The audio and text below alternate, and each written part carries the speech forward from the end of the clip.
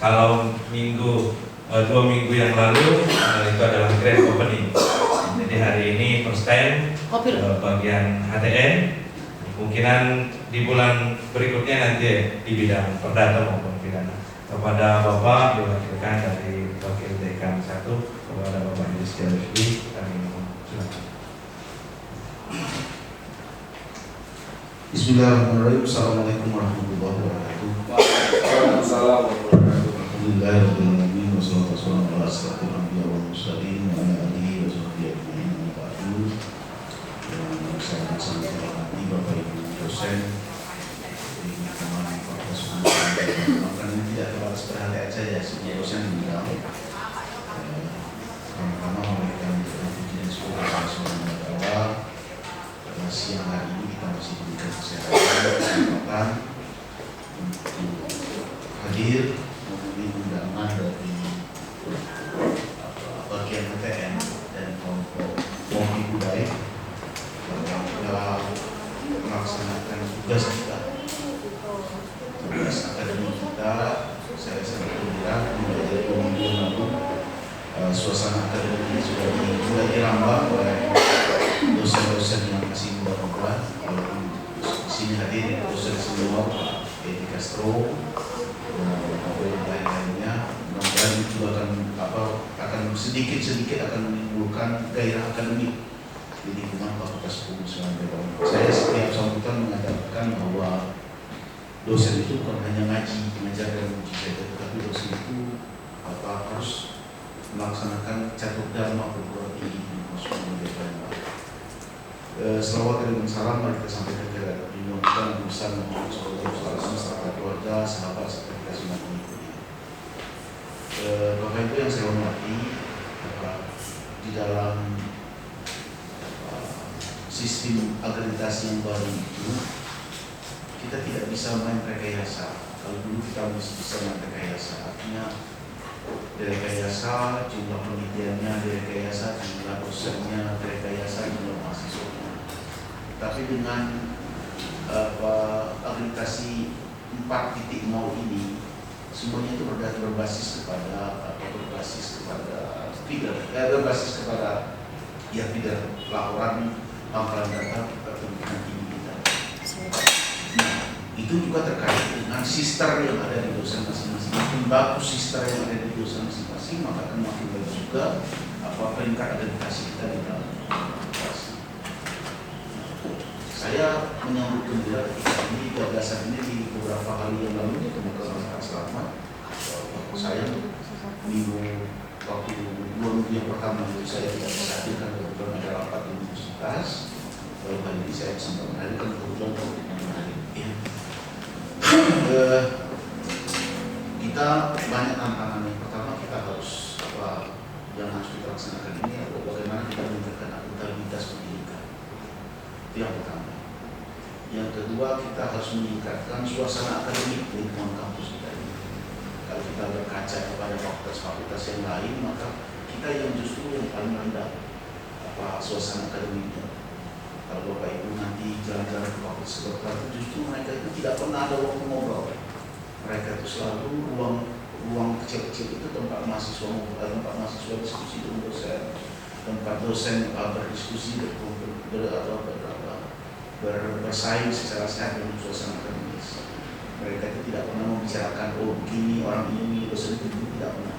Mereka itu selalu bagaimana kita mencari penelitian yang didanai dari luar, bagaimana kita bisa melakukan pengabdian masyarakat yang didanai dari luar. Itu yang tumbuh dan berkembang di Fakultas Kedokteran dan Fakultas Teknik yang saya melihat, dan ini sudah mengarah ke Fakultas kedua yang kedua. Alhamdulillah gerakan itu sudah dilaksanakan di Fakultas Hukum. Atas nama pimpinan saya mengucapkan selamat, terima kasih kepada Bapak Ibu semuanya. Hari ini kita akan membicarakan tema tentang Mahkamah Konstitusi. Sebenarnya kita ini punya catatan yang bagus, catatan emas dengan Mahkamah Konstitusi. Pak ini masih ada dulu, termasuk bagian dari pengurus PKK Pusat Kajian Konstitusi. Ini ada tulisan Pak Edi, ada tulisan saya. Dulu kita pernah dibantu untuk sekali terbit ini kita dibantu 25 juta. Untuk satu penulis dibayar 3 juta sampai 4 juta kali ya. Kita dibayar ini dulu. Sayang kita cacat ada karena ulah beberapa orang. Ini yang seharusnya gratis dijualkan kepada mahasiswa, dilaporkan ke MK sehingga kita tutup pusat kajian konstitusi. Ini terakhir tahun 2012. Kita sempat sampai dengan 5 kali, kebetulan yang ngurusnya saya dengan Pak Mul, yang editorialnya Pak Edi. Terkirim kita tidak sudah menerima ini. Begitu ini dikritikkan oleh Mahkamah Konstitusi, ini dibayar 25 juta, satu dosen yang menulis itu dibayar 3 sampai 4 juta. Ya, tapi dulu terakhir kita akan dijadikan sebagai tempat untuk sidang secara jarak jauh. Telekonferensi, tinggal kita menyiapkan ruangan.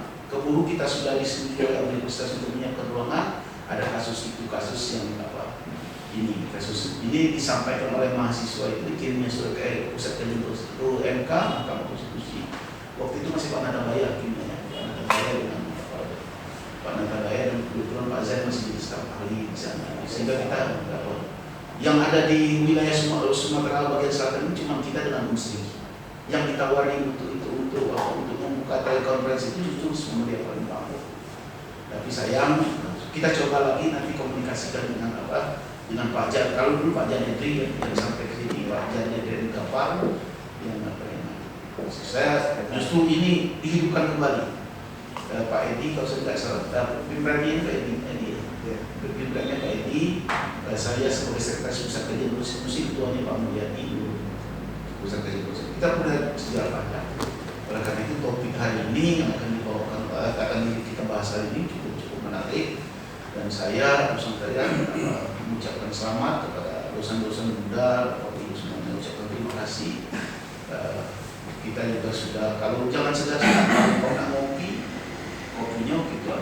Jangan sampai mengganggu dana pribadi, itu gaji kecil aja. Oleh karena itu, Universitas Fakultas walaupun dalam suasana terseok-seok saat ini akan berusaha mengakomodasi apa yang Bapak Ibu inginkan. Kita sekarang ini lagi berkoordinasi dengan universitas agar kondisi keuangan kita kembali stabil. Saya tidak akan berharap saya lagi Bapak Ibu jaga kondisi fakultas itu yang membuat saya tertampar sekali malu sekali. Orang pada jalan-jalan, ada yang ke Malaysia, ada yang ke Jogja. Kita sebenarnya kalau uang 507 juta itu ada, lebih dari itu bisa kita kirim dosa kita sampai kemana-mana. Saya sedang, tapi ini untuk kita adik-adik yang dari untuk kita lakukan konsumsi keluar. Untuk kita bagaimana kita ke depannya akan lebih baik. Saya kira itu saya mau dipakai terpadu sedikit sekali mengucapkan terima kasih, dan mari kegiatan ini jangan menghangat yang belum kita teruskan. Kalau sedikit bisa di ruang ini satu, lebih besar bisa di aula. Jangan terbatas dengan dana, dan jangan mudah patah hati. Para pembicara, Bapak Ibu yang sudah hadir, kami ucapkan terima kasih. Assalamualaikum warahmatullahi wabarakatuh. Rekan-rekan pejuang konstitusi. Nah, gitu. Kenapa saya katakan rekan-rekan pejuang konstitusi? Guru dan dosen itu adalah mata tonggaknya dalam melaksanakan konstitusi. Jelas di dalam Undang-Undang Dasar 1945 di pembukaan, ya, itu ada tujuan bernegara. Ya. Tujuan bernegara itu salah satunya mencerdaskan kehidupan bangsa. Nah itu posisi kita di dalam. Nah, saya kira tema atau ikon Kopi Kudai hari ini sangat tepat di tengah-tengah memang hiruk pikuk, ya, terkait dengan Mahkamah Konstitusi. Oke. Meminjam apa yang disampaikan oleh barista kita.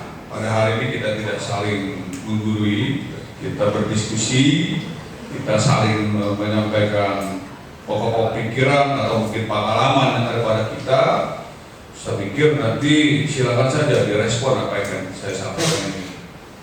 Sebelumnya tidak salah saya menyapa Pak Dekan yang telah hadir dengan kita, diwakili Pak Bini Satu, ya, Anda Yudhistira. Saya tahu beliau sejak awal di Fakultas Hukum Palembang ini sudah mengaku MK Hukum Konstitusi ya cukup lama gitu. Nah, saya tidak memulai ini secara terstruktur ya, atau mungkin terlalu sistematis. Mungkin saya akan menyampaikan ini dengan cara acak saja. Kita bicara tentang Mahkamah Konstitusi di Indonesia. Kita tahu Mahkamah Konstitusi ini kan baru masuk menjadi rumusan di dalam Undang-Undang Dasar 1945 itu setelah amandemen ketiga. Ya kan seperti itu. Makanya kemudian Mahkamah Konstitusi ini kan katakanlah lahirnya itu di tanggal 13 Agustus tahun 2003 misalnya ya. Iya ya, mudah-mudahan ya. Nah, kemudian yang menarik buat kita sejarah Mahkamah Konstitusi baik di Indonesia maupun di dunia. Jadi saya mengikuti perkembangan Mahkamah Konstitusi, saya mencoba belajar atau membaca tentang sejarahnya. Kalau sejarah global, sejarah dunia, hadirnya Mahkamah Konstitusi ini kan karena adanya judicial review dari kasusnya Marbury and Madison di Amerika Serikat di sekitar tahun 1803. Ya, tolong dikoreksi nanti karena ini surat Pak Jasro ya, kalau tidak salah ya. Tapi justru perkara pertama yang diperiksa oleh Mahkamah Konstitusi di Indonesia ini, kalau saya tidak salah ingat itu sekitar tahun 2000 berapa ya? Itu justru yang diuji itu adalah Undang-Undang Nomor 20 Tahun 2022 pada salah tentang ketenagalistrikan. Jadi bukan misalnya perseteruan atau perselisihan antar lembaga kenegaraan atau pembubaran partai politik ya, atau mungkin menyelesaikan sengketa kepemiluan sebagaimana MK kita yang dicita-citakan itu. Nah, ini justru mana ini ya. Nah, kemudian dalam sejarah panjang Mahkamah Konstitusi kita ini di dalam prakteknya pun dengan berbagai dinamika. Kalau kita lihat dimulai pada fase yang pertama, yang waktu itu diketuai oleh Jim Lee, itu lebih meletakkan dasar-dasar ya, dasar-dasar kemudian sistem, kemudian regulasi terkait dengan fungsi, kedudukan atau kewenangan Mahkamah Konstitusi. Saya kira ya karena ada barang baru lah waktu itu sudah cukup berhasil lah. Bagaimana kemudian menjadikan Mahkamah Konstitusi ini adalah satu katakanlah lembaga peradilan ya, yang ada di negara kita yang mempunyai kedudukan tertinggi sama levelnya dengan Mahkamah Agung ya, dan mempunyai sifat tersendiri, sifat kekhususan. Karena apa? Karena putusan Mahkamah Konstitusi ini kan tidak mempunyai pemeriksaan bertahap, bertingkat. Jadi putusannya bersifat final and binding. Ya, kalau dia sudah putus mengikat, tidak ada upaya hukum lain, baik upaya hukum biasa maupun upaya hukum luar biasa. Nah, seiring perjalanan waktu yang kalau saya ikuti baik sebagai praktisi hukum, sebagai akademisi maupun sebagai politisi, karena saya mohon izin di rekan-rekan pejuang konstitusi ada keterkaitan dengan eksistensi Mahkamah Konstitusi ini dalam 3 dimensi profesi. Sebagai praktisi, saya beberapa kali beracara di Mahkamah Konstitusi. Sebagai politisi, saya pernah menjadi objek sengketa di Mahkamah Konstitusi, gitu kan. Sebagai akademisi, saya ada 2 atau 3 kali ya, memberikan semacam legal opinion terkait dengan perkara tertentu di Mahkamah Konstitusi. Nah, setelah pasanya Jim Lee Sidiki itu kan pasal Promahkur ya. Nah, pasal Promahkur ini waktu itu kita diberikan semacam harapan besar lah, bahwa tujuan besar hadirnya Mahkamah Konstitusi di dalam ketatanegaraan kita ini sebagai penjaga, sebagai pengawal daripada konstitusi itu, waktu itu kita bisa berharap banyak, ya. Karena itu terbukti kemudian dalam sengketa kepemiluan atau sengketa pilkada, waktu itu zamannya Prof. Mahfud itu dia berani memutuskan sengketa pilkada itu atas dasar itu bukan sengketa hitung-hitungan, tapi lebih kepada pelanggaran konstitusional yang sering dikenal atau populer disebut dengan TSM, pelanggaran terstruktur, sistematis dan masif. Seperti itu. Nah, kemudian pasca Mahfud itu kalau tidak salah langsung ke Hakim Mukhtar atau mungkin ada yang lain, sehingga saya itu. Ya. Nah, sejak itu yang berlaku di Mahkamah Konstitusi itu bergeser. Bergeser itu bukan sedikit-sedikit, tapi sangat-sangat krusial dan sangat tajam. Sehingga tidaklah mengherankan kemudian Mahkamah Konstitusi itu disebut oleh publik tidak lagi Mahkamah Konstitusi, yaitu menjadi Mahkamah Kalkulator. Akibat berubah menjadi Mahkamah Kalkulator, ya, maka kemudian jangan heran ketika Hakim Mukhtar itu tersandung perkara, ya, OTT, ya, pelanggaran dalam penyelesaian sengketa di Mahkamah Konstitusi. Karena yang menjadi pokok sengketanya itu adalah hitung-hitungan suara. Hitung-hitungan suara dari para pemohon dan termohon gitu. Karena saya cukup cukup merasakan apa yang terjadi ketika Hakim Mukhtar terkena peristiwa itu, karena kebetulan salah satu perkaranya itu kan perkara pilkada Kota Palembang. Saya tahu persis bagaimana ceritanya.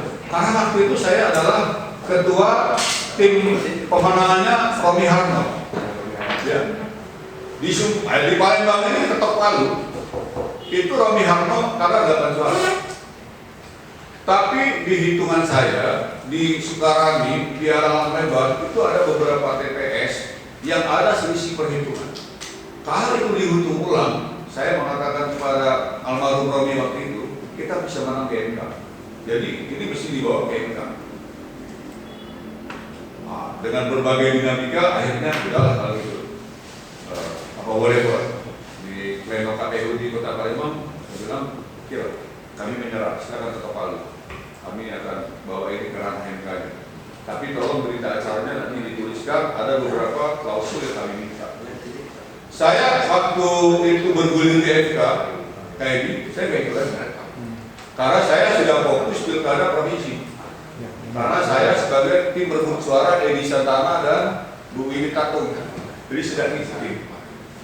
Singkat cerita, perkara itu dimenangkan Romi Harno dengan selisih suara 25.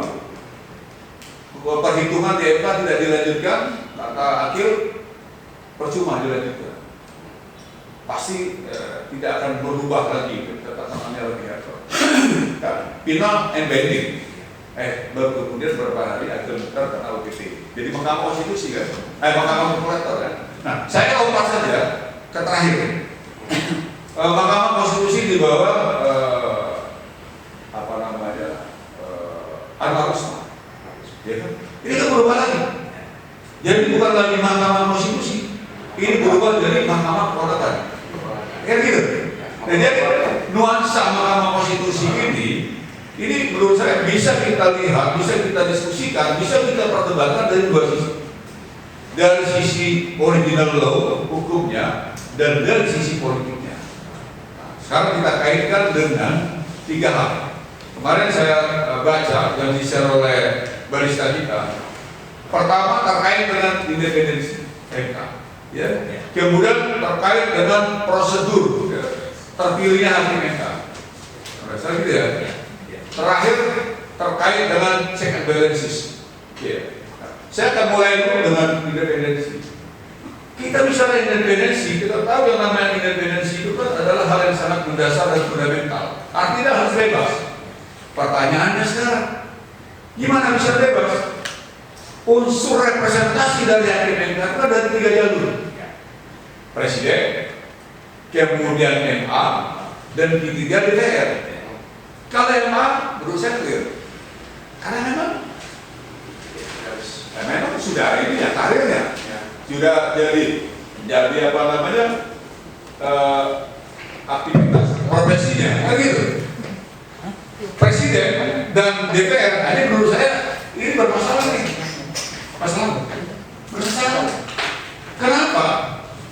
Presiden mengajukan calon hakim MK itu pasti vested interest dan pasti competing interest. Nggak usah diduga. Kalau saya memastikan itu. Kemudian DPR juga, dan hari ini terbukti. Bulan Agustus Innocentius sudah terpilih. Berapa hari lalu diganti dengan Aris Yadir.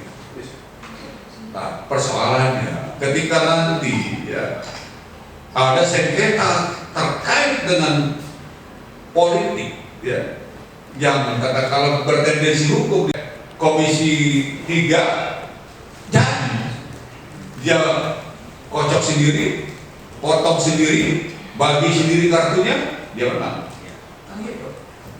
Nah, oleh karena itu saya menawarkan ada konsep ke depan. Barangkali kalau nanti ini disepakati oleh kita dan mungkin oleh publik ketatanegaraan kita ini, kalau dari MA tidak saya persoalkan, tapi dari DPR RI, dari Presiden itu saya persoalkan. Maka untuk menggantinya, saya punya dua pemikiran.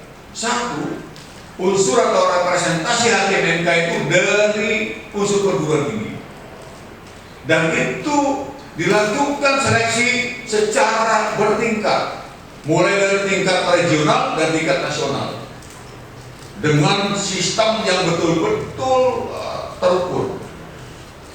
Tapi ada catatannya juga, kalangan perguruan tingginya ini mempunyai persyaratan atau standar paling tidak dosen ahli gitu ya. Dosen ahli itu ya tinggal nanti kita interpretasikan berdasarkan undang-undang sistem pendidikan tinggi dan Permendikti dan aturan dirjen dikti ya. Apakah misalnya level ini sudah dinyatakan ahli gitu kan? Nah, itulah nanti bisa mengikuti seleksi. Lalu unsur berikutnya itu dari praktisi hukum, dari advokat, dari jaksa boleh, dari polisi boleh, tapi syaratnya juga harus ketat. Jika mereka mengikuti seleksi calon hakim MK, mereka ada dua pilihan, mundur, ya, atau pensiun gitu. Nah, itu aja. Baru dilakukan seleksi secara berjenjang. Sekarang ini pemantik dari saya, pasti masih banyak lubang-lubangnya. Saya yakin dengan nanti kita diskusikan akan ada pokok-pokok pikiran dan analisis yang saya kira sangat memungkinkan untuk mendapatkan penguatan dari ide-ide dan pikiran saya, atau mungkin nanti ada ide baru. Saya kira seperti itu. Terima kasih. Ya, terima kasih. Nah, ini saya pemantiknya mengenai tentang desain ke depan sudah diberikan konsep-konsep, peluang-peluang dosen akan bisa masuk ketika ini sampai nanti di DPR, ya kan, akademisi praktisi untuk membahas lebih dalam. Kami kasih kesempatan kepada Pak Edi Castro untuk memberikan tanggapan ini, Pak. Pemantik tadi bahwa dari Mahkamah Konstitusi yang 5 fungsi menjadi mahkamah kalkulator, kemudian menjadi mahkamah keponakan. Nah, ini bagaimana arah hukum ke depan ini tentang konstitusional kita di Indonesia? Kami silakan. Sebenarnya pokok awalnya ini masalah politik sebenarnya. Politik itu memang mekanismenya dukungan, tapi kata Prof. Mahfud, memang politik dan hukum itu sebenarnya pada saat tertentu politik lebih kuat, pada saat lainnya, misalnya kalau ketika hukum itu bisa mengatur politik, itu hukum lebih kuat. Politik kalau pemilihan apa yang dijelaskan oleh rekan Darmadi tadi, ya itu yang terjadi karena siapa yang dapat dukungan, kasarnya Pak bisa jadi bupati sekarang karena mendapat dukungan. Karena dalam proses politik itu memang dukungan. Beda dengan kita di hukum yang misalnya yang memang harus pembuktian, harus ada dasar ininya apa. Politik itu dukungan itu bukan cuma person, ya, bisa juga money. Nah ini yang paling rawan itu money, ya. Walaupun kadang-kadang orang sering melupakan dukungan yang paling kuat itu sebenarnya ikatan primordial. yang pertama untuk daerah. Nah, keterkaitan ini sebenarnya agak rumit benangnya, bukan di MK-nya saja, berawal dari DPR. DPR itu lembaga politik. Jadi maksud saya, itu kan fungsi DPR itu yang paling ini dominan kan bukan lagi legislasi, kontrol dan budget itu. Dia ikut-ikut dalam seleksi ini. Jadi ada fungsi seleksi itu. Karena kita tidak juga menafikan itu, mungkin bagus, tetapi yang kita kejar di demo orang, kualitas DPR ini. Kualitas dan integritas ya terutama ya. Kualitas dan integritas. Nah, bagaimana kita menekan ini ya? Yang seperti saya katakan tadi, kalau Mahfud ini mengatakan kekuatan hukum itu ketika mengatur. Jadi hukum harus mampu mengatur bagaimana supaya dalam proses rekrutmen misalnya, karena ini berkaitan dengan rekrutmen hakim MK itu harus benar-benar jeli, harus misalnya kalau saya menelusuri dari DPR itu harus diseleksi awal dan harus ada keterlibatan KPU atau Bawaslu, saya kalau tahu ininya.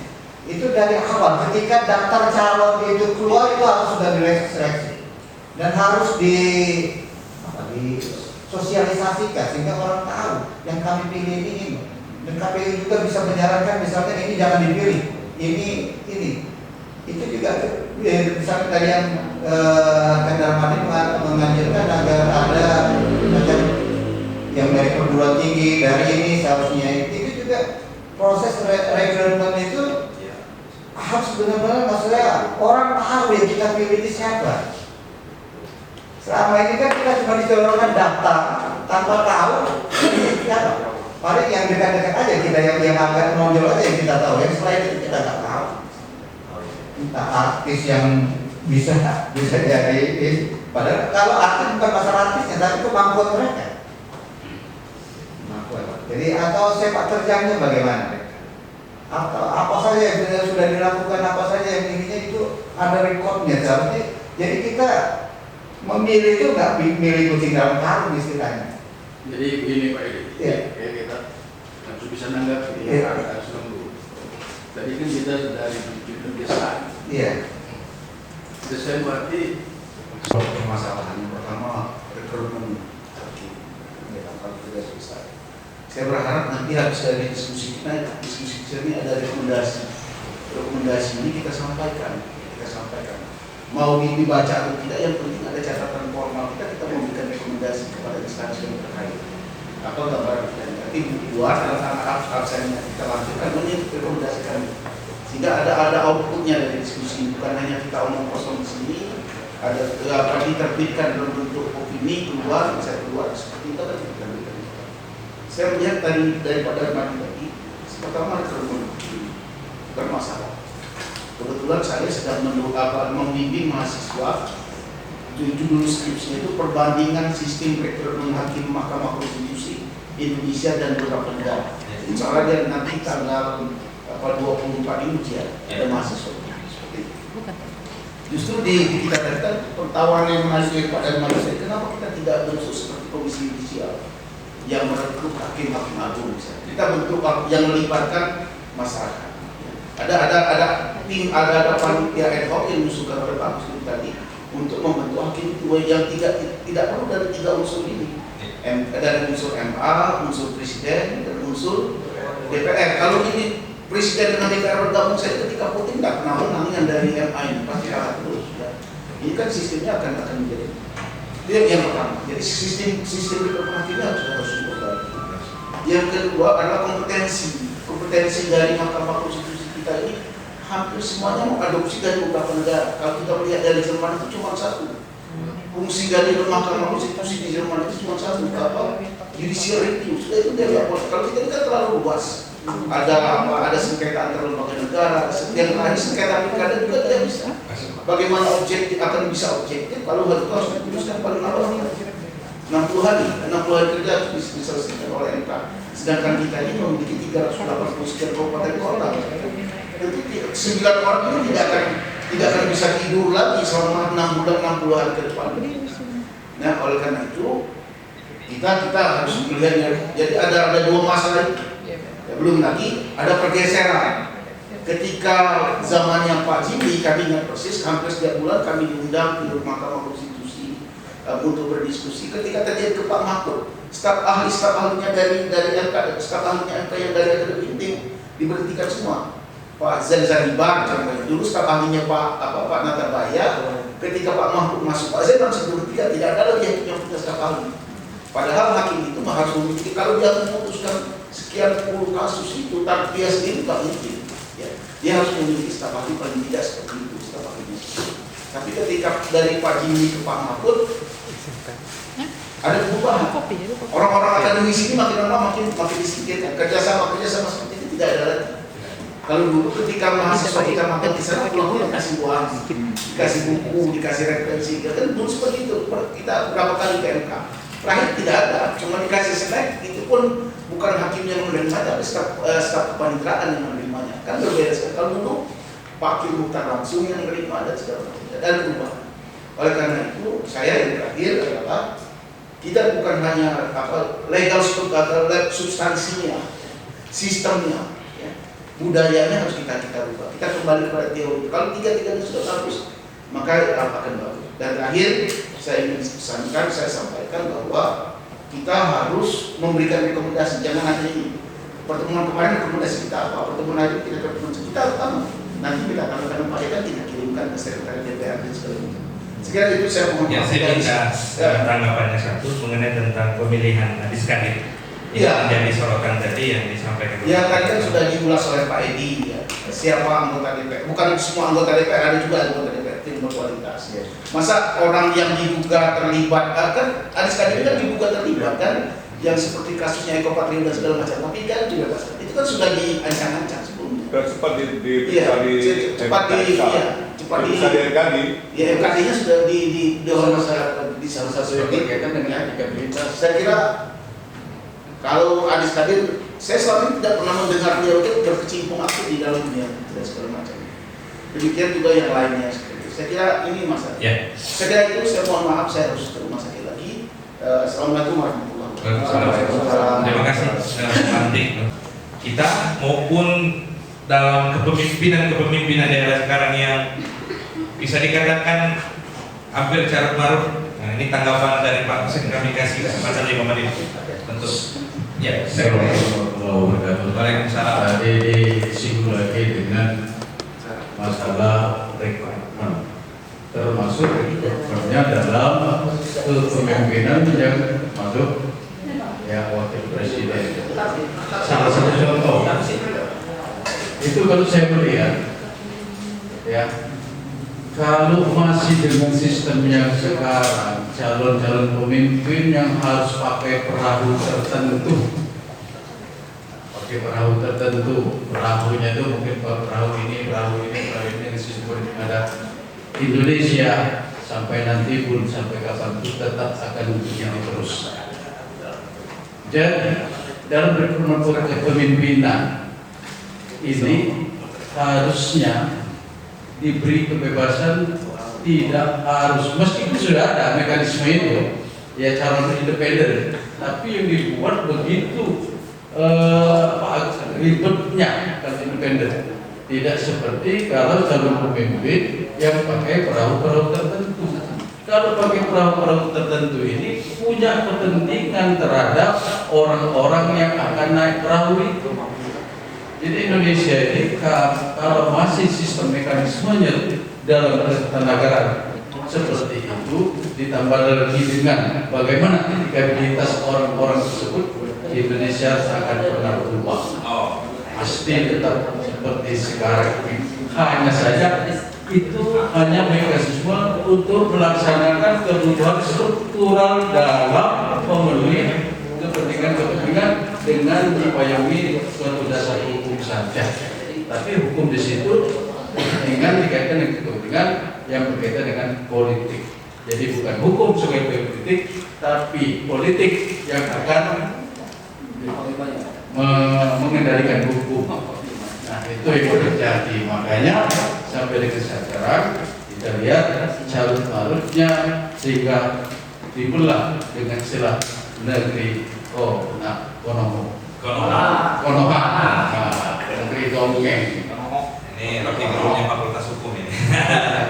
Jadi termasuk dalam pemilihan mendesain ideal berbagai juga kembali tadi dalam rekrutmen ini ada panitia yang benar-benar terseleksi, benar-benar orang yang punya kredibilitas tinggi dan bertanggung jawab dan diminta pertanggungjawabannya nanti apabila memberikan wakil-wakil untuk menjadi hakim Mahkamah Konstitusi dan ternyata di belakangnya nanti ada hal-hal yang tidak atau bertentangan dengan peraturan perundangan atau ketentuan hukum yang berlaku, ini bisa diminta pertanggungjawaban. Seperti kaitan tadi katanya Gibran, sudah tahu aturan, jangan lagi di otak atik karena begini kayaknya boleh kalau ada pernah menjabat di ketatanegaraan di situ wali kota, bupati segala macam.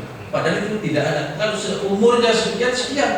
Nah, ini bagi panitia yang mengotak-atik atau bertentangan itu bisa diminta pertanggungjawaban terhadap hasil pemilihan ke depan orang tersebut menjadi orang yang diberikan kepercayaan. Bisa dipidana ya. Nah, jadi bisa dipidana maupun mungkin secara perdata. Jadi bukan hanya sekedar selesai jadi panitia ad hoc-nya selesai, setelah orang itu jadi dia tidak bertanggung jawab, tidak.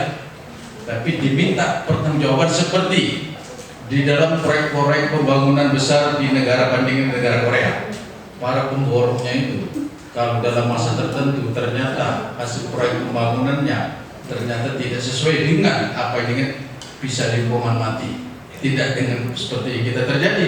Selesai, sudah tanda tangan, habis masa pemeliharaan, kita punya tanggung jawab, tidak. Jadi ini bisa dijawab dan akan dibuktikan benar tak sesuai dengan judulnya, sesuai dengan anggaran, sesuai dengan apa yang dirancangannya. Kalau tidak maka bisa diminta tanggung jawab. Begitu juga dalam sistem perekrutmennya. Jadi demikian kita. Terima kasih. Ada banyak dengan Waalaikumsalam warahmatullahi wabarakatuh. Nah, untuk menghidupkan lagi kami minta dari Bu Else yang memang penggiat konstitusi. Nah, ya nggak apa-apa, sambil santai Pak. Makan sambil. Baris sebelum Ya. Saya agree aja. Iya. Tidak dalam posisi agree tidak disagree. Iya. Menurut saya kita point of order aja. Kita jangan langsung ke konklusi. Iya. Kalau itu bicara tentang MK, Iya. Perahu tertentu tadi. Iya. Nah, itu sudah kita nanti akan. Bicara tentang partai politik, kita kan memang demokrasi tidak langsung. Jadi bisa memang langsung menghilangkan para partai politik itu dari semua dimensi kehidupan ketatanegaraan. Pasti ada campur tangan itu. Kalau kita mau ubah pun konsep demokrasi kita menjadi langsung, mungkin itu juga punya terobosan yang ada pemikiran yang lain kan. Namun demikian kehadiran daripada MK itu adalah untuk menjembatani yang untuk masuk ke ranah politik tadi agar itu mendapatkan nilai yang ideal keberadaan politik itu. Jadi dia tidak kalau kita bicara tentang Mahkamah Agung misalnya, Mahkamah Agung kan lebih kepada hal yang praktis, jangan kasuistis kan. Kalau Mahkamah Konstitusi dia menerobos itu, diharapkan dengan terobosan itu ada sesuatu yang berubah secara paradigma, pengembangan hukum dan seterusnya. Nah, namun kalau kita mau flashback, apa yang terjadi di MK, ya kan pengembangan hukum itu tidak jauh berbeda, maksudnya lebih perkembangannya lebih terukur ketika ada badan pengembangan hukum sendiri, misalnya badan pengembangan hukum BKHN. Nah, itu BKHN. Jadi BKHN itu kan dulu kan lebih terukur pengembangannya itu secara ini kan. Kalau sekarang kan nggak ada, walaupun MK itu sendiri dia namanya di Lanjut. Dia namanya dikembangkan untuk membangun perkembangan konsep hukum itu. Nah, basis pengembangan konsep hukum ala Indonesia itu nggak dibangun oleh MK. Jadi kita masih di dalam terjebak dalam proses-proses praktis. Praktis itu dekat dengan politis, ya kan? Kalau politis itu apapun, kalau dalam dimensinya adalah pakai politis tentu akan beririsan. Nah, itu sangat dimaksud pada wilayah praktis itu sangat demen lah ya. Terhadap wilayah dia. Nah, MK terjebak di sana. MK terjebak di wilayah praktis itu dan semua pemikirannya. Jadi dorongan massa yang menjebak itu, apakah itu massa secara plural masyarakat Indonesia ataupun massa yang dijebak di dalam elit politik, itu menjebak. Karena MK sendiri pun tidak membangun paradigma itu. Bagaimana MK membangun paradigma hukum Indonesia mau seperti apa? Nggak ada. Ya kan, penyelesaian kasus-kasus itu pun hanya kasusnya kasuistis, apa yang diminta. MK kan tidak menyentuh pada level yang ideal. Kita mau seperti apa sih? Ya kan? Makanya tadi kata Pak Yudis, gemuk MK itu semuanya mau diborong. Fungsinya ada 5. Di Jerman sendiri cuma 1. Ya kan? Tapi di 1 yang di Jerman itu adalah yang memang krusial. Artinya itu pengujian peraturan undang-undangan itu masuk dalam wilayah yang mendesain. Kalau kita kan tidak. Apa yang diminta hakim putus, minta putus. Tapi nggak bisa mengkolerasikan ini kita sedang membangun apa tuh enggak. Sama hanya dengan hakim MK memutus dia memutus sesuai dengan apa yang diminta. Ya kan? Apa yang diminta oleh pemohon ataupun apa yang diminta oleh tergugat diputus itu. Nah, MK juga begitu.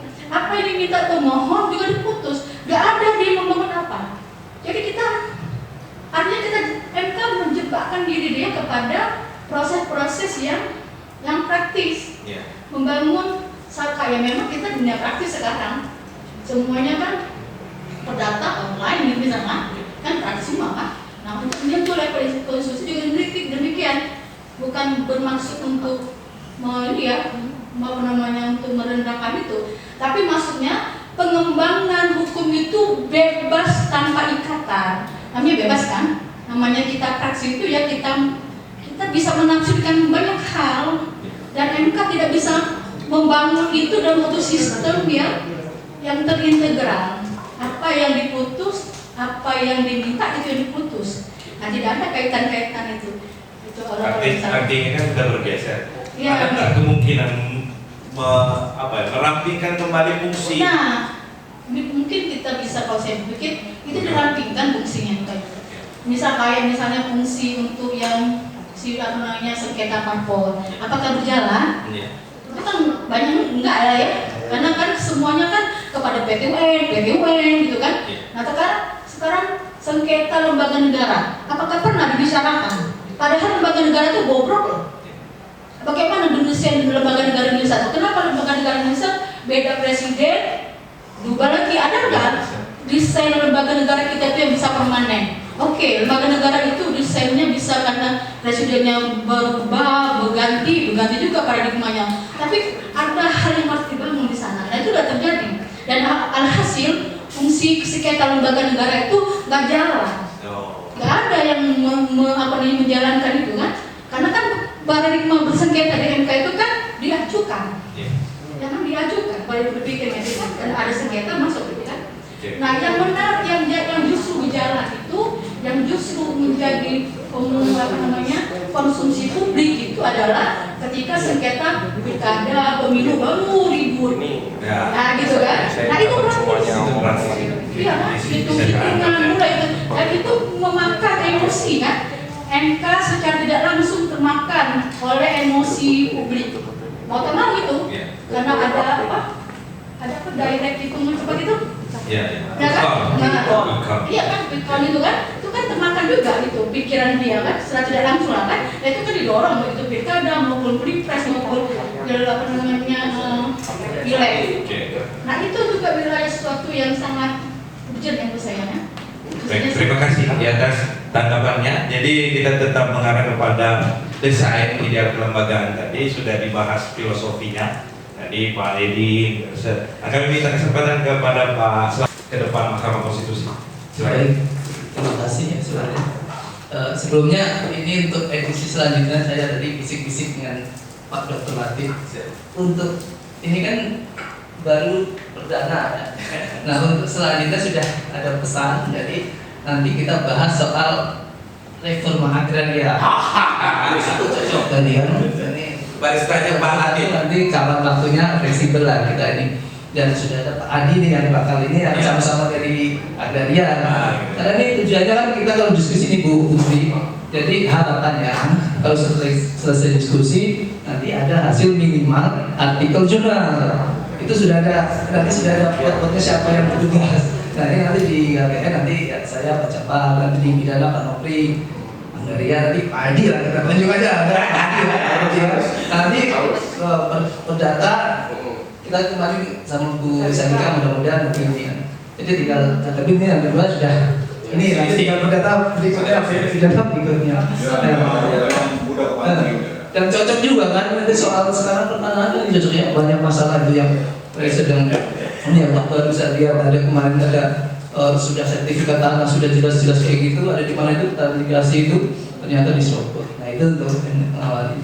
Nah, kemudian terkait yang kita kembali ke tema ini, ya ini mungkin kalau nanti kemudian akan dibuat artikel bisa fokus ini Pak Darmadi, nanti Pak Darmadi penulis bisa ketamanya karena sudah dari filosofinya sudah di-share juga kan ini kan. Gimana kalau ideal tinggal nantinya bagaimana kalau saya mau kaitkan karena ini kan kalau saya ingat dulu bagaimana MK ini dilahirkan itu karena dulu kan zaman Orde Baru itu semua undang-undang kalau sudah dibuat ya sudah nggak ada yang bisa mengotak-atik itu dulu kan. Iya maksudnya jadi kalau yang merugikan undang-undang yang dibuat merugikan nggak bisa apa-apa kita. Sekarang kan iya. Nah makanya dibuat MK kan tujuannya untuk menguji itu, menguji ya judicial review undang-undang.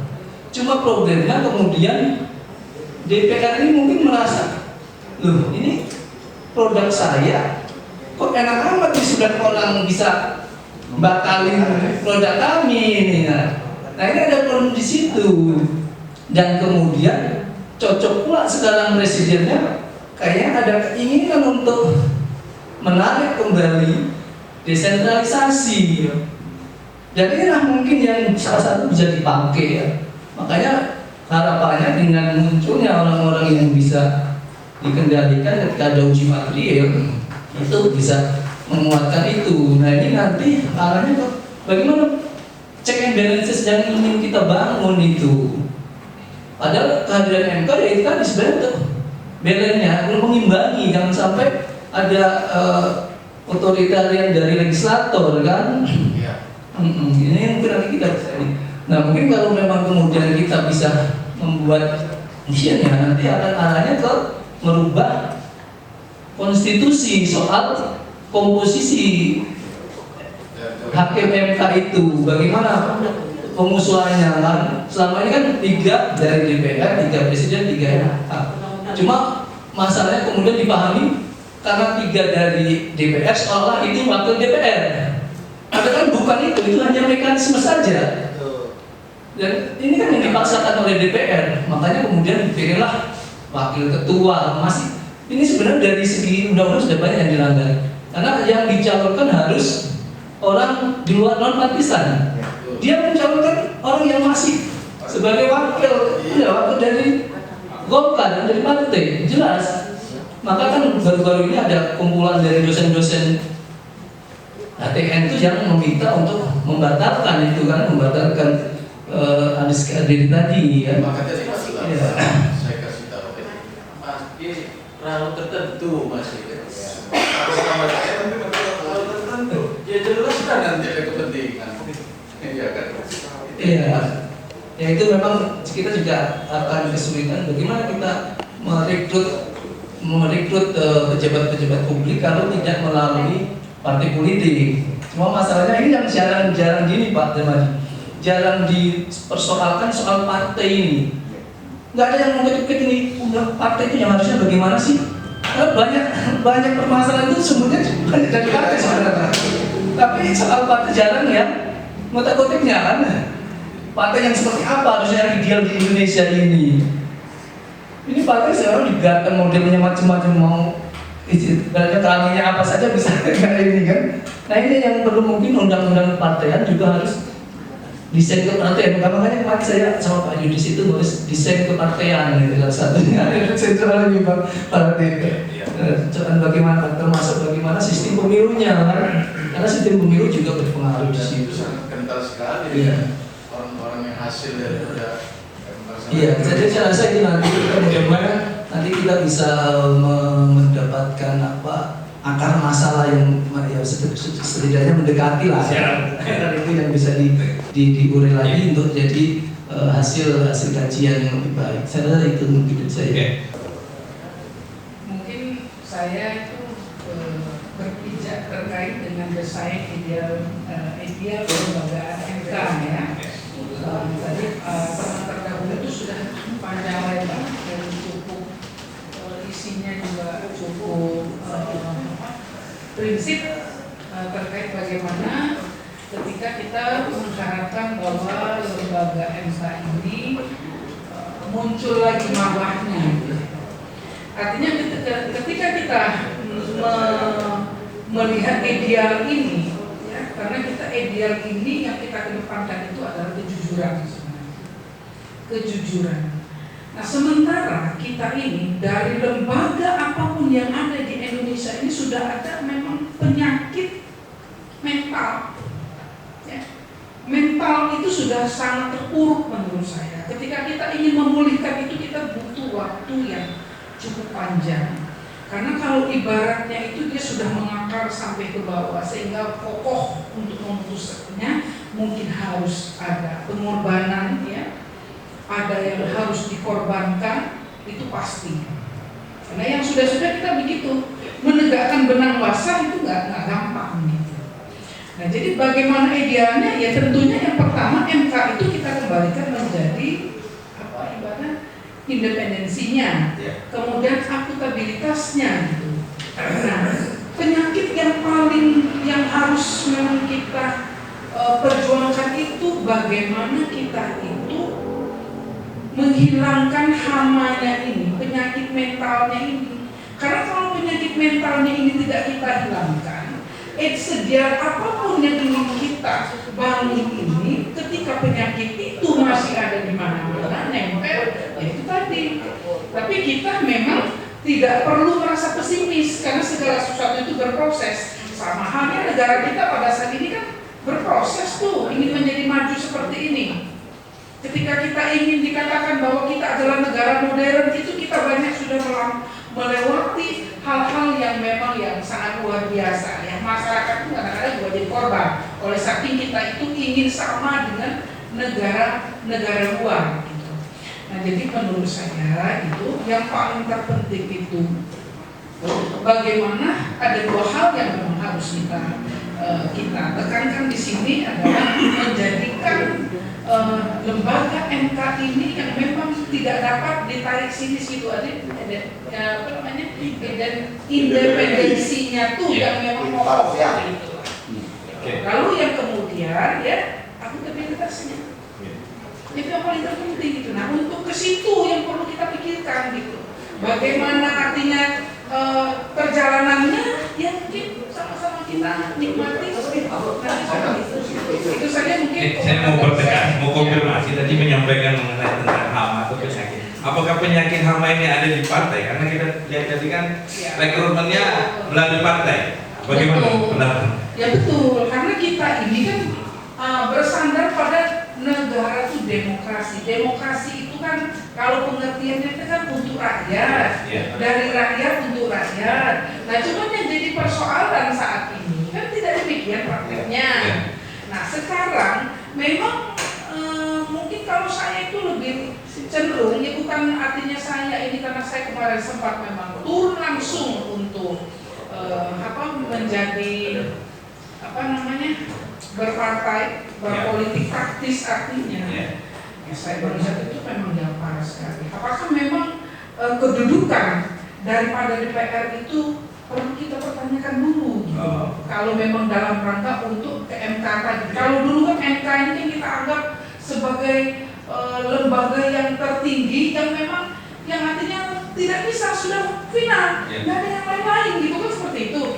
Saking itu ya, kalau kata kita tuh ya gimana, dewa, Tuhan, artinya memang dia betul-betul yang paling berkuasa, lembaga yang paling berkuasa di dalam menentukan kebijakan terkait dengan masalah aturan negara. Nah kalau DPR pada saat ini ya kita memang kepentingan banyak, partai banyak, orangnya juga bermacam-macam. Yang parah tuh mengatasnamakan kepentingan rakyat. Karena dia Jadi nasional itu cuma alat justifikasi segala benar. Jadi barangkali ya karena memang DPR ini artinya perannya itu sangat banyak terkait dengan semua kelembagaan di dalam negara kita ini. Mungkin diskusi kita untuk berikutnya kapan-kapan itu keberadaan DPR itu harus kita pertanyakan. Itu ya. Itu saja. Mungkin menarik, nama menarik di kuliti sebagai partai, pernah partai. Selanjutnya kami minta teringat skripsi. Skripsi saya itu mengambil judul terkait dengan eksaminasi publik. Eksaminasi publik itu pengujian putusan-putusan pengadilan yang kontroversi oleh publik. Waktu itu saya diajak dosen saya Pak Rahmat Sapaat, alhamdulillah beliau juga sempat jadi dekan di Brawijaya. Semua diundang, stakeholder, kehakiman, jaksa, semua tumpah dalam memberikan pemikiran seperti ini juga sebenarnya. Tapi nanti akan memberikan rekomendasi, masukan terhadap pengadilan. Prosesnya itu masih berjalan. Nah, putusan 90 tadi sudah final and binding, itu persoalannya. Yang kedua, saya pribadi sebenarnya mulai dari S1, S2, S3 itu fokus ke pengawasan terhadap kelembagaan. Di S2 saya itu fokus di Majelis Pengawas Daerah Notaris, yang kesimpulannya hampir semua itu kelembagaan ini di awal secara filosofinya Majelis Pengawas itu penting mengawasi eksistensi sebuah profesi, tapi banyak yang punya giginya, tidak punya kekuatan untuk eksekusi. Sekarang malah macam-macam lagi, ada MPN, Majelis Kode Etik, pengawas. Masalah notaris masih dan juga habis dulu. Itu kelembagaan ini. Di S3, nah ini rada merujuk ke sini nih. Saya fokus di Lembaga Otoritas Jasa Keuangan. Yang kenapa OJK ini muncul? Karena BI waktu itu dipertanyakan independensinya. Banyak juga persoalan ketika ada istilah namanya state auxiliary, negara, lembaga-lembaga negara tambahan di luar dari konstitusi, termasuklah komisi yudisial. OJK juga sempat dipersoalkan itu. Kelembagaan OJK ini seperti apa? Di disertasi saya itu, saya berkesimpulan OJK waktu itu sebagai lembaga negara tidak akan efektif, khusus fokus saya itu perlindungan konsumen. Ternyata Kader Madi, OJK sekarang rada punya gigi, rada serem sekarang. Di KDM siapa itu Helmi Yahya ditolak jadi direktur BJB. Saya Didu ditolak. Saya Didu apa Didu? Ditolak jadi direktur. Padahal itu sudah titipan gubernur. Ternyata bisa fungsi kelembagaan independen tadi bisa dijalankan. Kalau berbicara sekarang Mahkamah Konstitusi, saya juga menyimak full rekaman pamitan Prof. Arif, sobatnya Bunda. Guru itu ya. Prof. Arif ini saya langsung tracking profil. Beliau backgroundnya GMNI. GMNI itu under punya PDI. Kata Pak Hussein tadi, tidak akan mungkin orang itu bisa duduk kalau dia tidak punya perahunya. kalau dia tidak punya bendera. Saya rada paham juga itu Pak Kusrin, karena memang mau tidak mau, suka tidak suka, kita harus melakukan pendekatan. Sepintar apapun kamu di dunia kampus ini, kalau kamu tidak dekat dengan politisi, mata-mata kamu di kampus tidak dipakai bom. Kalaupun, makanya saya teman ngobrol dengan anggota DPR, ketua fraksi Gerindra, masih muda juga. Dunia akademisi dengan politisi itu ibarat dua mata uang yang tidak bisa dilepaskan. Kalau kamu naik eksis sebagai dosen, pasti harus dekat dengan politisi. Politisi juga tidak mungkin lepas dari akademisi. Itulah kita banyak main SK akademik. Jadi itu masih main gitu nih. Itu kan Yahudi. Iya. Masih kita notulah. Nah, ini larinya ke independensi juga, larinya ke kredibilitas. Prof. Arief nyindir keras Pak Anwar, orang-orang yang sudah bakalan mikir lagi, tidak berguna lagi. Iya, tidak berguna lagi. Itu sebenarnya bahasa-bahasa satir yang ya saya pikir kalau kawan seperjuangan sah-sah ya kan. Cuma kalau kita ngomong itu kalau latih proses kawan dulu gitu ya.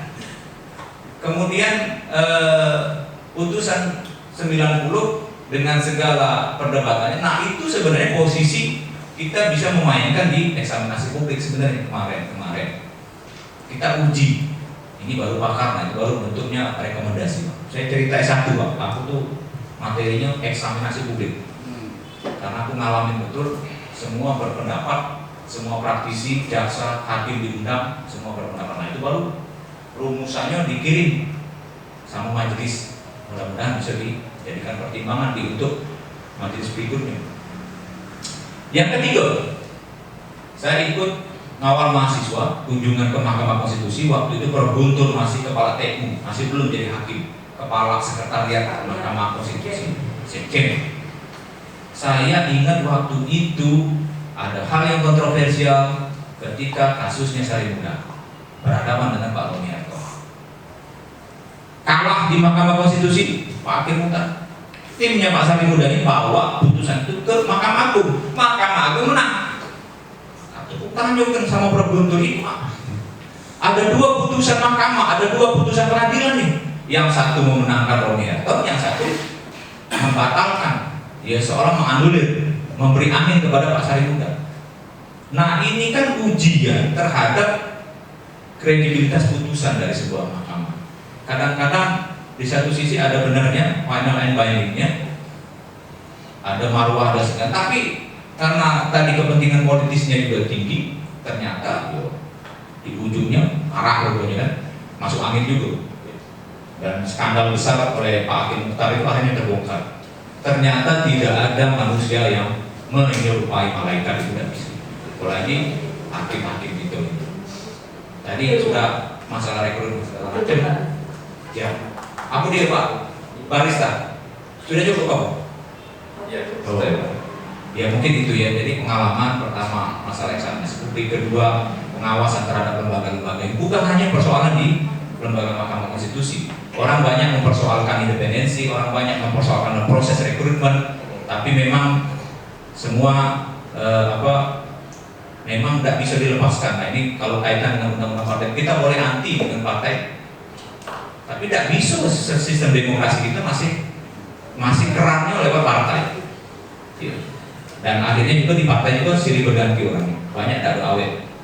Saya ingin mengkonfirmasi tadi statementnya kredibilitas. Nah ini kan underbone-nya kita bercerita tadi tentang Anies Kadir, underbone-nya Partai Golkar.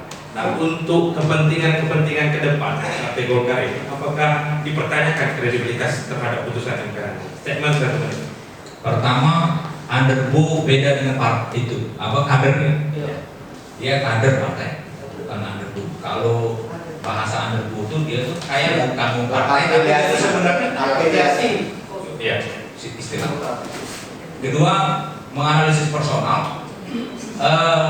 Tentu Pak Jakfar, kamu ditugaskan di salah satu lembaga-lembaga negara untuk berganti kostum, berganti seragam. Itu tidak mungkin kamu melepaskan cerita kamu dulu. Nggak mungkin bisa melepaskan itu. Pasti ada tugas penugasan khusus dari partai pasti. Bukan tersirat, tapi setidaknya ketika ada ini masalahnya banyak. Sudah ada P3 yang sudah masuk itu siapa? Ini Arsul ganti baju dulu. Dan biasanya kalau dia tidak bisa menjaga kredibilitas dan independensinya, kena pasti di ujung. Itu BPK tuh. BPK itu banyak Partai Demokrat masuk, siapa itu berebut, Golkar masuk. Biasanya setelah mereka tidak jabatan, kalau dia tidak independen. Prof Arif hampir tergelincir juga soal titipan dulu. Ada disposisi titipan. Mungkin karena bercerita tadi kredibilitas, saya minta Bu Sri Suatmiati untuk memberikan statement yang memang fokus di bidang konstitusi, kredibilitas Mahkamah Konstitusi di hari. Silakan statement.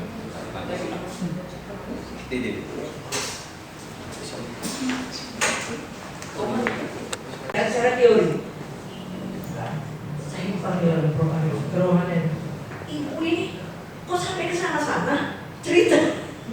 Kenapa marah loh? Kenapa sampai ke sana-sana? Maksudnya itu jangan ingin soal-soal politik dan sebagainya. Tapi ternyata sekarang ini itu yang dibutuhkan. Kalau hilirnya kita mau bicara tentang presiden sekarang, katakanlah begitu. Nah itu kan sebetulnya rekrutmen mengenai wakil presiden dan presiden dan kemungkinan akan datang nggak tahu lah seperti apa.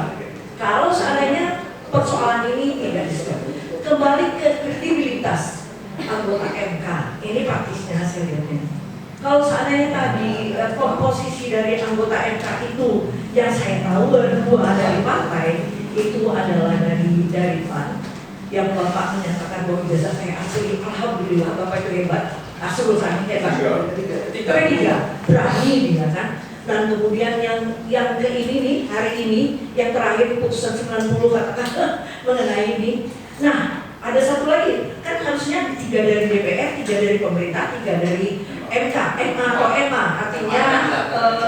artinya orang yang punya jejak rekod yang memang menguasai tentang kehakiman atau keadilan atau hukum gitu ya. Nah, kalau dilihat itu maka dilihat kejadian yang lalu, ternyata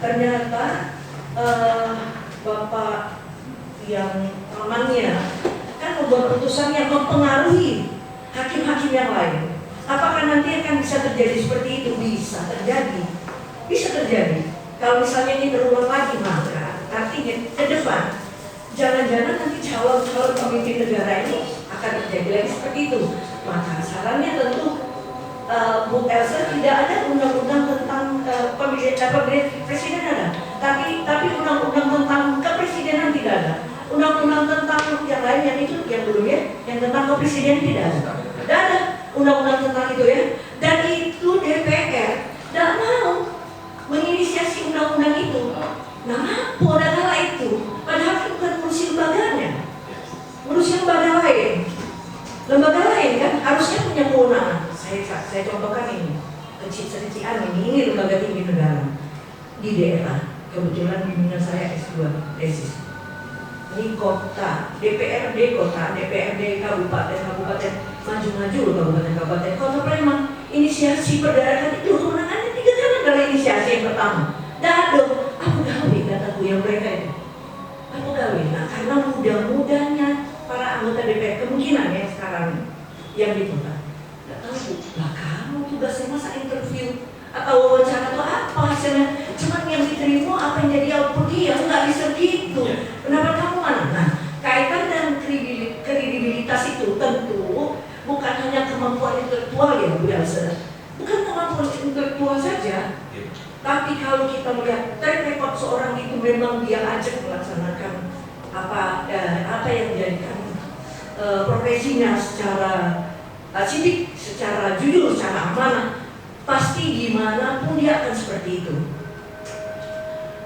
Kalau berkaitan dengan MK, rasa-rasanya kemarin atau tadi baru berita di TV One, di Metro TV tentang KY.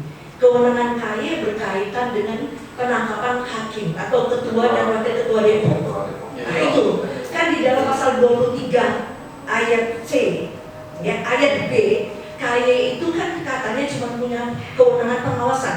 Padahal pengawasan itu kan seluruh sampai debatable kan, tetap juga diputuskan oleh MK bahwa pengawasan itu akhirnya setelah dilakukan. Padahal kata ketua KY yang baru tidak begitu.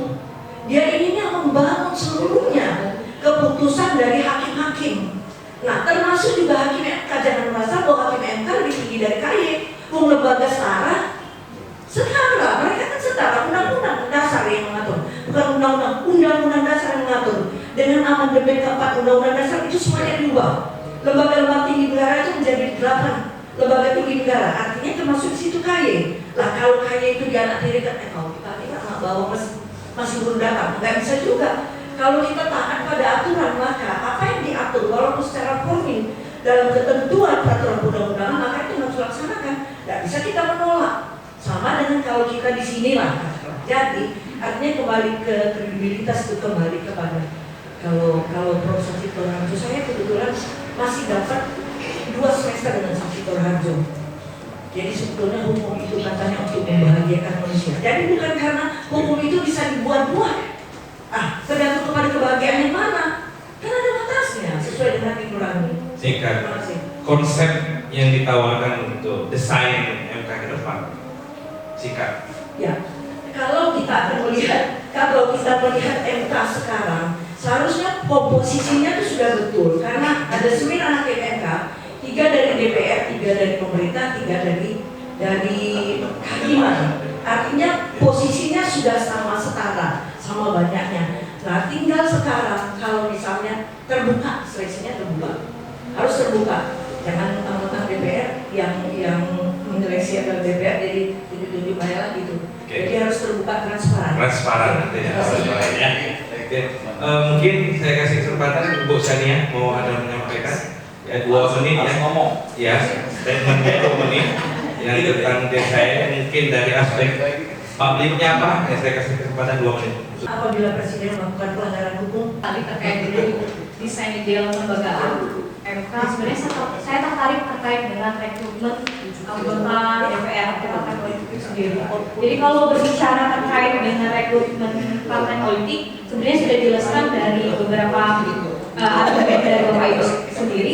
Yang pertama memang kalau kita lihat ya dari proses administrasi dari anggota DPR itu sendiri, yang menjadi pertanyaan, yang menjadi perbincangan sebenarnya adalah seharusnya persyaratan dari rekrutmen anggota DPR atau lembaga DPR itu sendiri seharusnya mempunyai kualifikasi yang sangat tinggi. Kenapa demikian? Sebenarnya pengalaman pribadi, bukan pengalaman yang saya lihat. Jadi anggota DPR ini nggak tahu, memang ada beberapa kriteria anggota DPR. Salah satunya itu kan berusia 18 tahun. Nah di sini ada adik tingkat saya yang memang katanya kalau anggota DPR atau anggota parpol itu nggak ada kualifikasi yang harus detail untuk usia.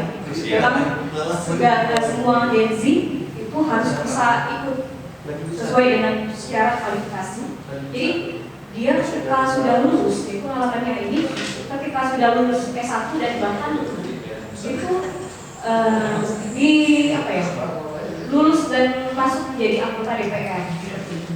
Nah di sini artinya apa? Jadi pengalaman dari si anggota DPR itu sendiri dari proses rekrutmen yang memang menjadi pertanyaan itu adalah apakah pengalaman itu memang sangat penting menjadi anggota DPR. Jadi itu yang pertama terkait dengan rekrutmen. Dan yang kedua itu adalah ketika kualifikasi dari rekrutmen partai politik itu sendiri yang menjadi dirampingkan atau difokuskan dalam menyusun kelembagaan dari MKI sendiri akan berpengaruh pada si DPR untuk menentukan dari MKI itu sendiri. Jadi ketika dari kualifikasi DPR, anggota DPR itu memang sudah terkualifikasi yang sangat tinggi, artinya adalah Sebetulnya persoalan utamanya itu adalah dari mahalnya biaya politika, ya kan?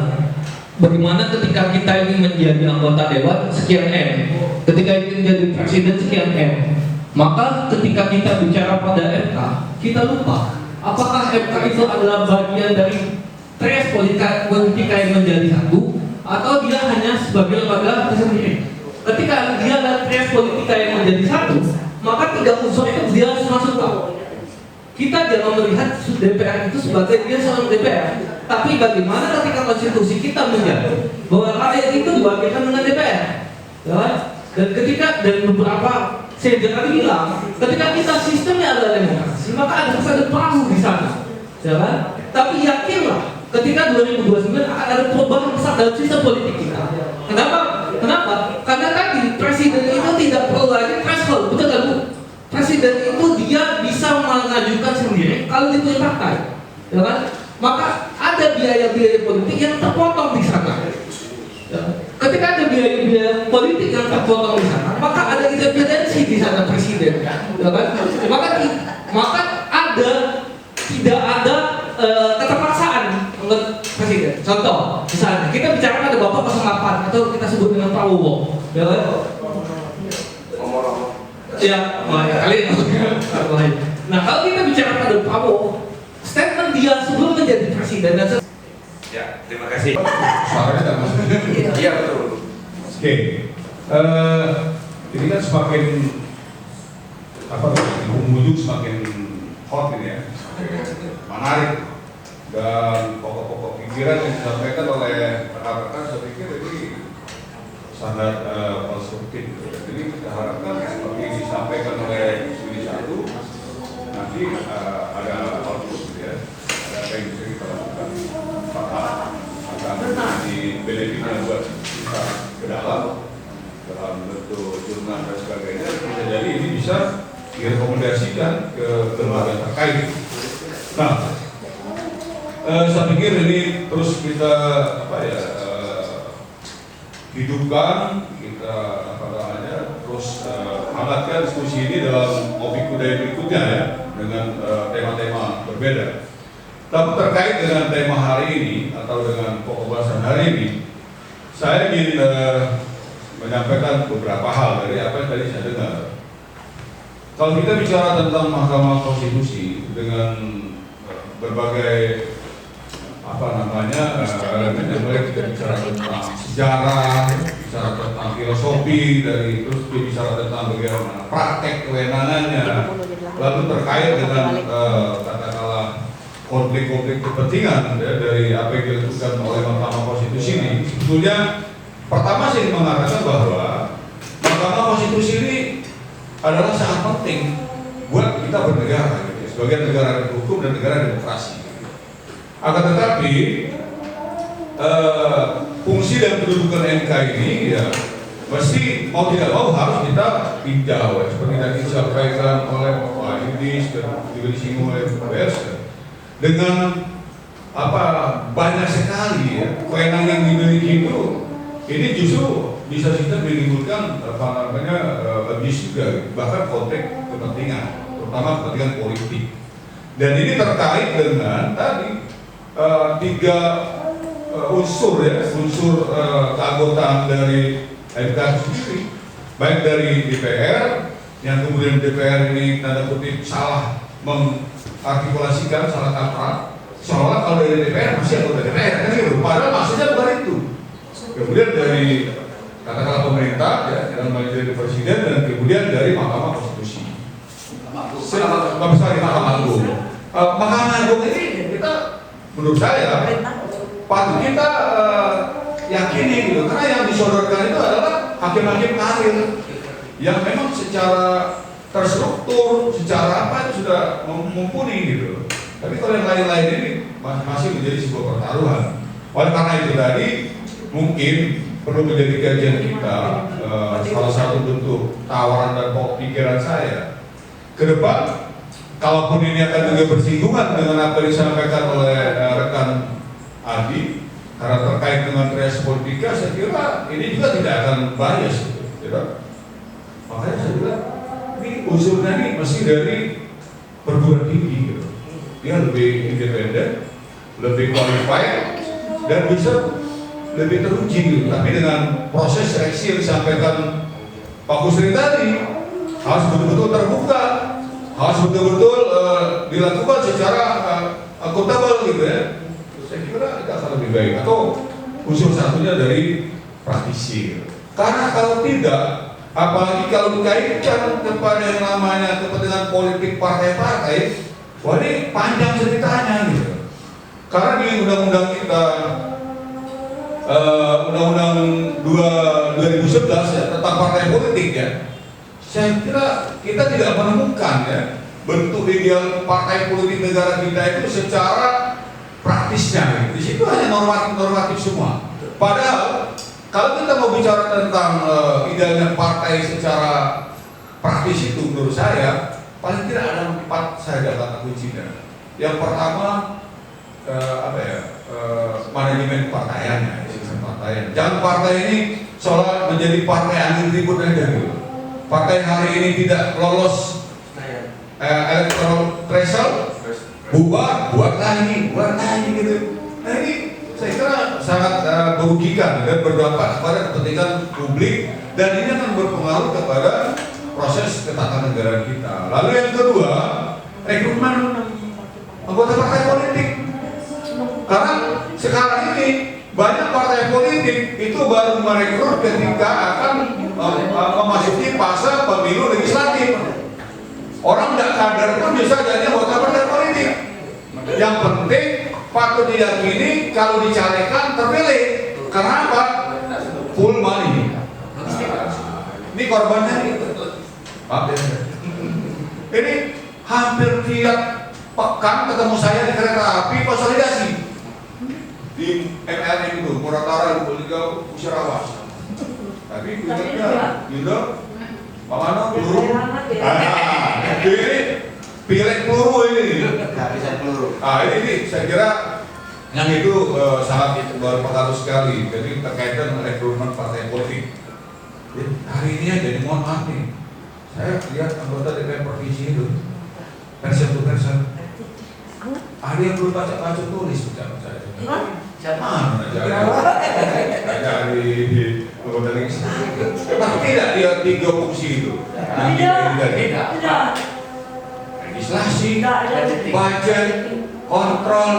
Yang penting nggak dinyusah. Saya tanya salah satu kepala dinas ini, istri, mana sekarang DPR provinsi?